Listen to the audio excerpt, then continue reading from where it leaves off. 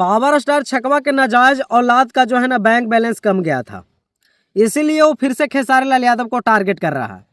खेसारी लाल यादव एक शो पर जाते हैं और पावर स्टार छकवा के इशारों में कुछ कह देते हैं, तो इससे पावर स्टार छकवा के नाजायज साले को दिक्कत हो गया है। वो बोल रहा है कि पावर स्टार छकवा से ट्रेंडिंग स्टार खेसारी लाल यादव को कंपेयर मत करो।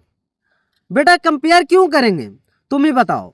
पावर स्टार छकवा जो कि एक नशेड़ी है, गंजेड़ी है, जो चार बीवी को छोड़ा है, कितनी लड़कियों को जिंदगी बर्बाद किया है, अपनी माँ के सामने भद्दी भद्दी गाना गाता है, अपने माँ के सामने लड़कियों को उंगली चूसता है, उससे हम खेसारी लाल यादव को कंपेयर करेंगे?